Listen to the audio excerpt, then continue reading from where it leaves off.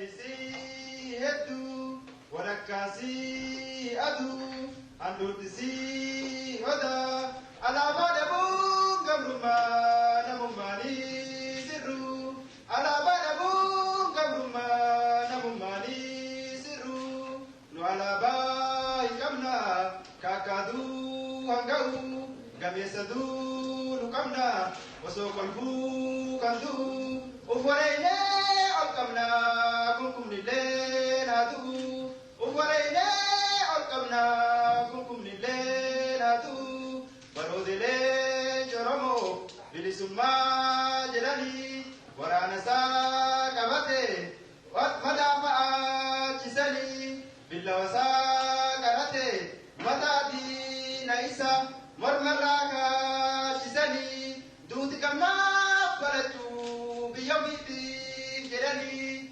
Dutikama Paratu, Biyamiti Gerani, Dheeraa Oromo, Bakamda Gani, Undudua Murate, Uftubande Biali, Yakiya Amara, Kiaragaru, Kotameaka, Golini, Biyagadi, Si Amman, Biyogadi, Si Amman, Hatta Dua Dugini.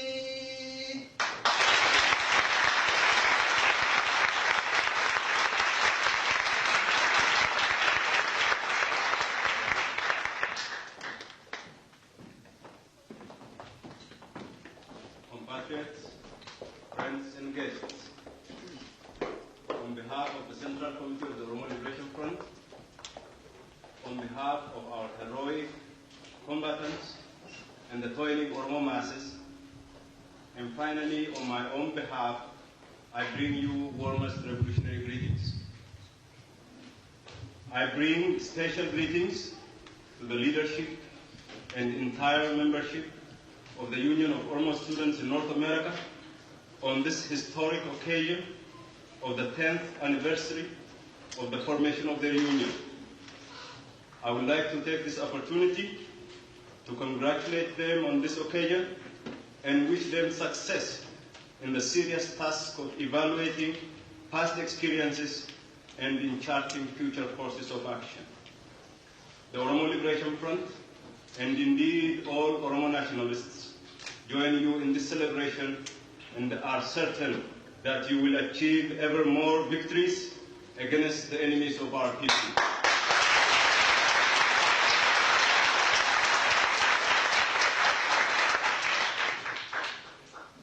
The victories achieved by you and all Oromo nationalists over erroneous tendencies of neo-governance during the last decade is commendable. Ladies and gentlemen, to many of you from this part of the world, this is the year of George Orwell, and you are engaged in assessing the accuracy of his predictions.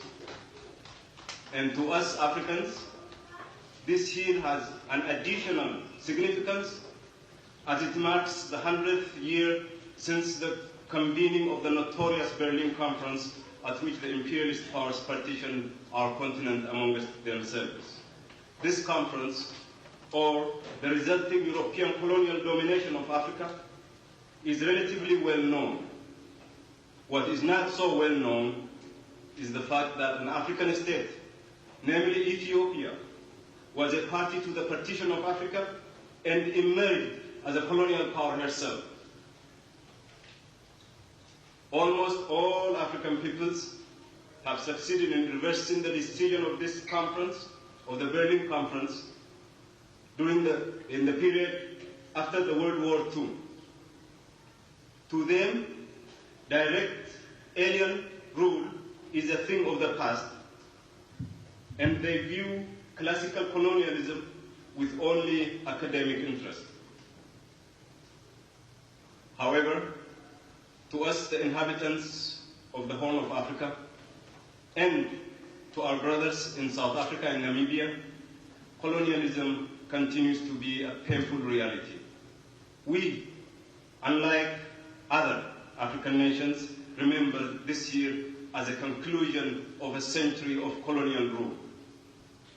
I have mentioned that the imperialist nature of Ethiopia is relatively obscure, but the peoples colonized by Ethiopia and the creators of the Ethiopian empire have no confusion about their relationship. For decades, the Ethiopian ruling classes boasted of their colonial achievements and behaved accordingly towards the subject nations. Ethiopian history textbooks of the 1950s and 60s attest to this fact. On the other hand, the Oromo and other colonized peoples have never had no confusion about their status as living under alien rule.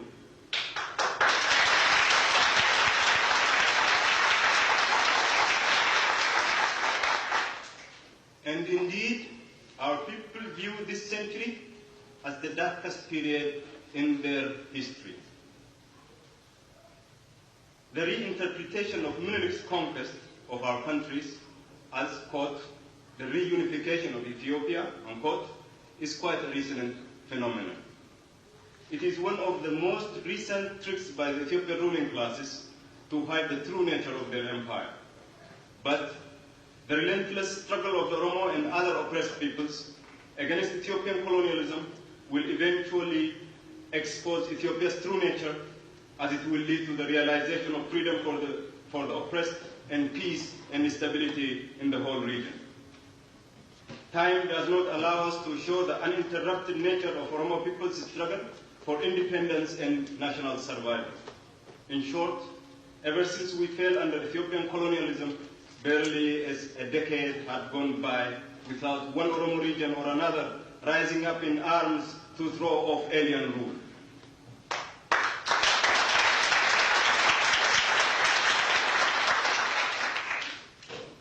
Compatriots, you share this anniversary with all other Oromo students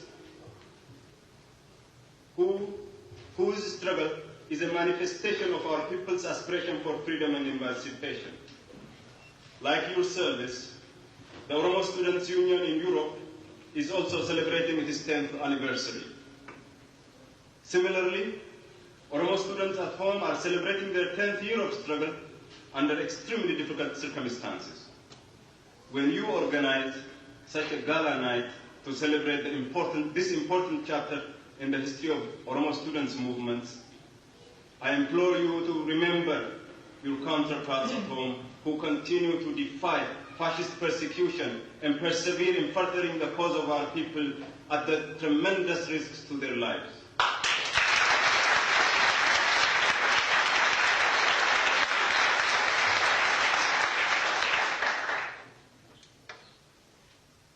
The Oromo Liberation Front as well is celebrating its 10th anniversary this year, not merely by conducting speeches and rallies, but by intensifying the armed struggle.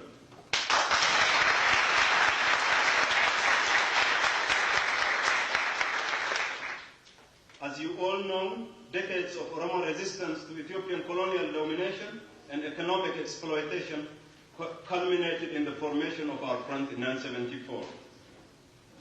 The OLF was born under and of extremely difficult political situation. The birth of the OLF was made necessary by the refusal of the Ethiopian ruling classes to heed the demands of the Oromo nation for its just right to exist freely. These demands had been expressed both in peaceful and violent means. And the intensification of the policy of destroying Oromo national identity by the current heirs to the Ethiopian empire imposed upon us a people's armed struggle as the only alternative to win back the rights that naturally belong to us.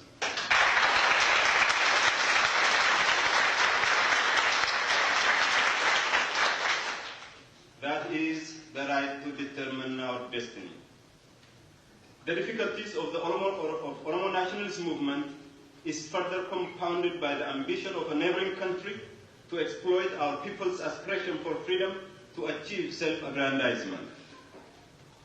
The OLF's survival, and indeed expansion, against all these obstacles is a testimony to the preparedness of the toiling Oromo masses to pay any price to throw off the yoke of colonial domination cultural subjugation, and economic exploitation.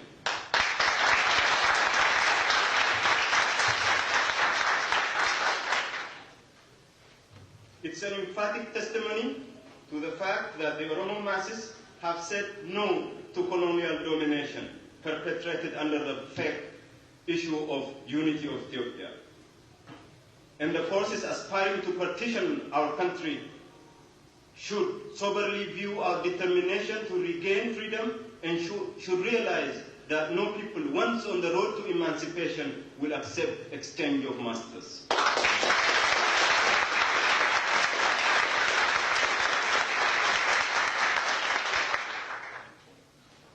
Considering the geopolitical complications of Oromo revolution, much has been achieved politically and militarily during the last 10 years, and especially since the recommencement of the armed struggle in 1976.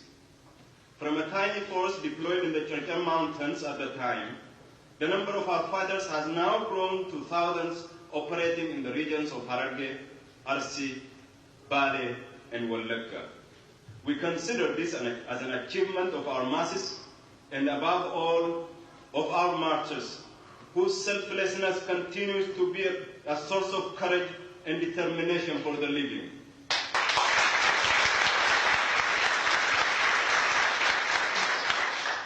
Long live the memory of our martyrs.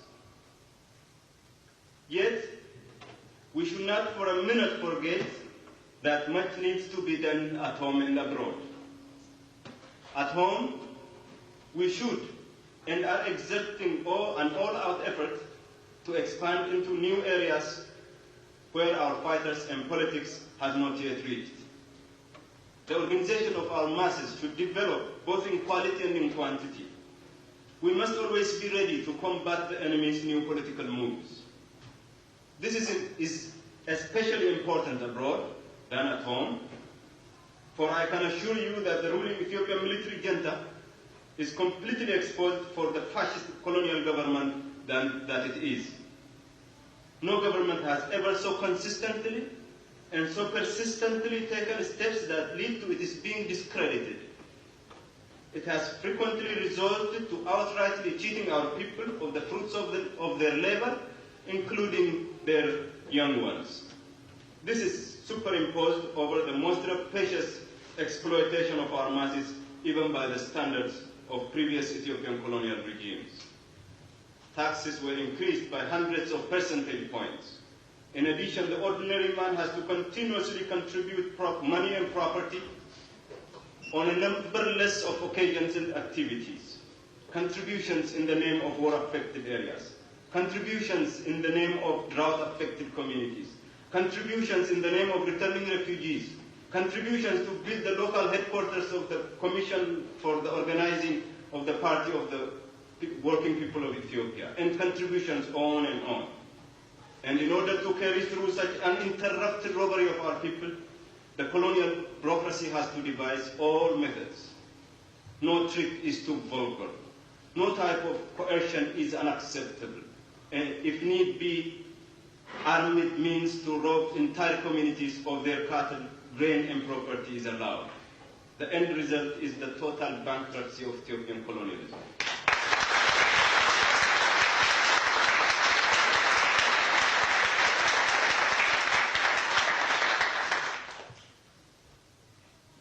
However, it is in the international scene that we still have to expose the nature of Ethiopian colonialism, and especially the nature of the military junta.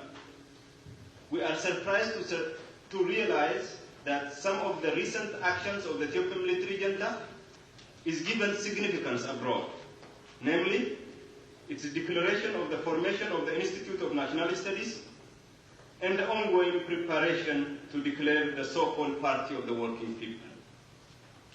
But to our people and all other oppressed masses,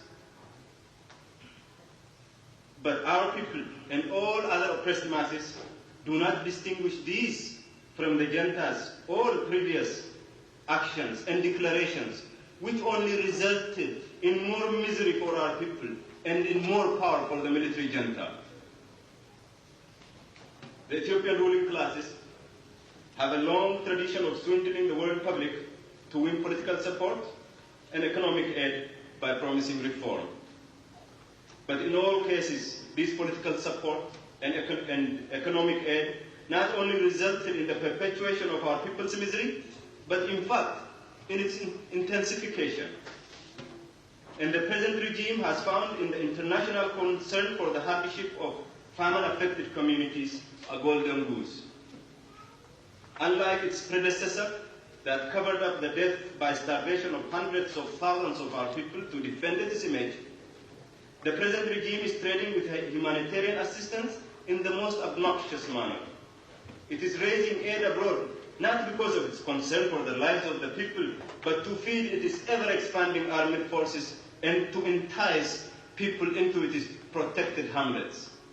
Humanitarian assistance extended to this type of regime can only result in prolonging and intensifying human suffering. Humanitarian work, in collaboration with a regime that is prosecuting war against a large proportion of the subjects, that persecutes religious institutions and persons, that incarcerates in prison the most educated elements of the society, and wantonly executes people and displays their corpses in public squares, can only be counterproductive. Comrades and friends, it is with regards to this that we should work together to effectively expose the nature of Ethiopian colonialism in general and that of the present regime in particular. We should not allow their tradition of hoodwinking the world public opinion to continue to succeed. You, Oromo students in foreign lands, have and should play an important role in exposing the colonial nature of Ethiopia and the justness of our people's struggle.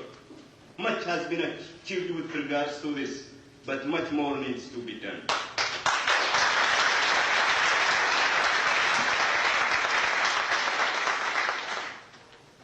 Our strategy should be to foster a people-to-people relationship, which is the only true basis for the achievement of justice and peace in the world. We would like to repeat our warning to the superpower that continues to extend military, political and diplomatic support to the Ethiopian ruling junta to realize the futility of propping up a mortally wounded, archaic system.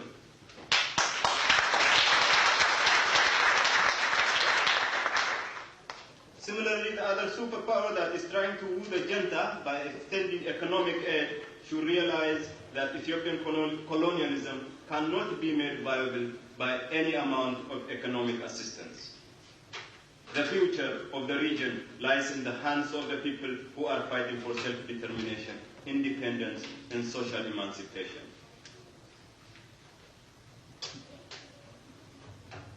The OLF is engaged in fostering people-to-people relationship in the area. The OLF enjoys fraternal relations with genuine and revolutionary national liberation fronts in the area. We enjoy good relations with the Eritrean Revolution and have been recipients of assistance from the Eritrean People's Liberation Front.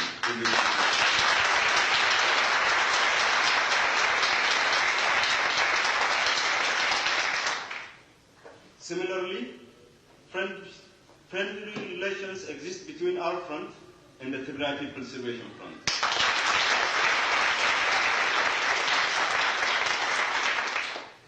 We are interested in developing these relations and to increase our areas of cooperation in concrete terms.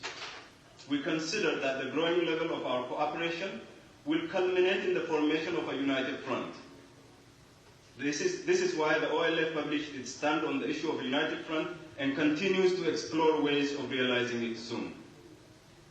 Such a policy will help in formulating a new, fair and lasting relationship, inter-people relationship in the Horn of Africa region.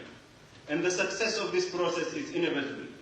The Oromo people, in collaboration with other colonized and oppressed peoples, will put an end to Ethiopian colonialism and pave the way for peace, stability and prosperity. The sooner that everybody, including members of the Ethiopian community, realize this inevitability, the better. The Oromo people shall no more bear with economic exploitation, political oppression, and repression in the name of a fake unity. An independent Oromia, and an Oromo society free of exploitation, shame, degradation, misery, and ignorance is in the making.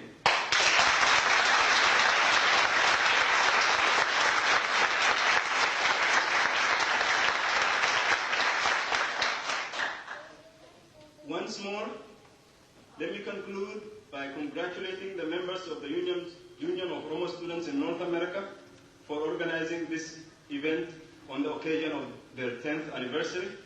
And let me express my wish for their success in the struggle in which all other Oromo nationalists join them.